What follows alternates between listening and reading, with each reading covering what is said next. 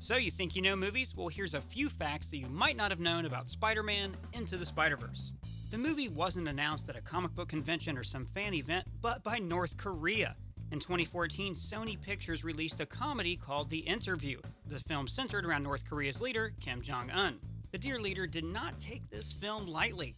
North Korea hacked Sony Pictures, leaking thousands of emails, including several that exposed plans for Into the Spider-Verse. The late Stan Lee has multiple cameos within Spider-Verse. For instance, if you pause the film, you can see Lee was animated into almost every single train.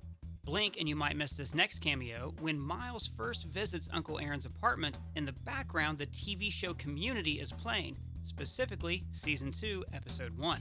In this episode, Donald Glover's character Troy gets out of bed wearing Spider-Man pajamas. This is a reference to Glover's 2010 campaign to play Peter Parker in The Amazing Spider-Man.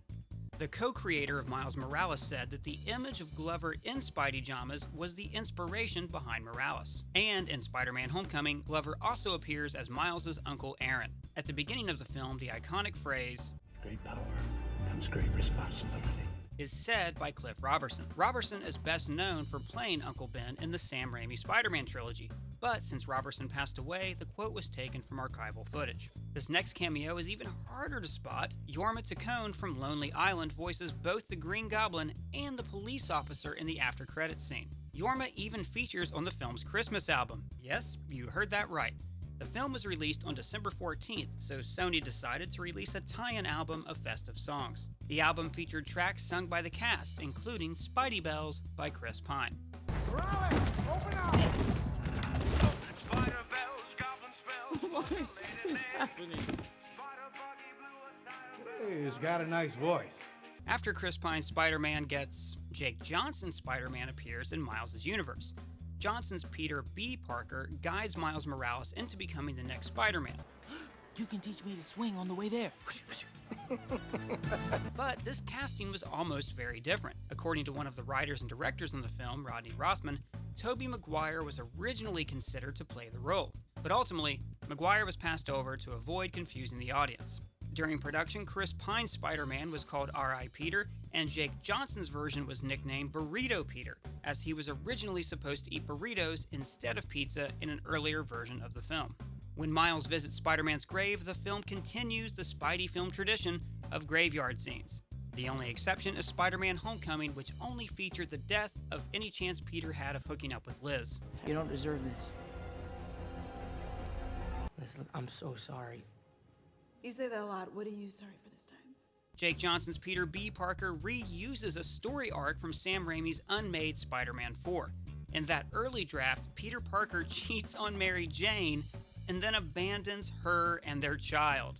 The film fell apart because Raimi wanted to rewrite the whole script as he felt that Peter came across as a jerk. Yeah, no. Spider-Verse tackled this problem by having Aunt May's death be the reason for Parker's spiral and their divorce. I buried Aunt May. My wife and I split up. Rothman went on the Slash Film Daily podcast and said that there was a whole period of time where Miles, rather than learning about being Spider-Man from a comic book, learned it from watching the filmed. Yeah, there was a movie version, a movie about Spider-Man in Miles' universe, but it was a James Cameron directed movie with Tom Cruise as Spidey. This is a reference to a failed 1980 Spider-Man film that would have starred Tom Cruise and James Cameron's failed version from the 1990s. Cameron went as far as to write a 40-page treatment and cast Leonardo DiCaprio as your friendly neighborhood Spider-Man. Rothman also wrote a scene starring all three live-action Spideys. At one point, I was supposed to be in it. Yeah, there was going to be another Peter Parker. There was like a scene in a train station or something. And speaking of references, the number 42 pops up multiple times, such as in the beginning of the film and on the spider that bites Miles. According to Brian Michael Bendis, the co-creator of Miles Morales, 42 is a reference to Hitchhiker's Guide to the Galaxy. The answer to the ultimate question of life, the universe, and everything is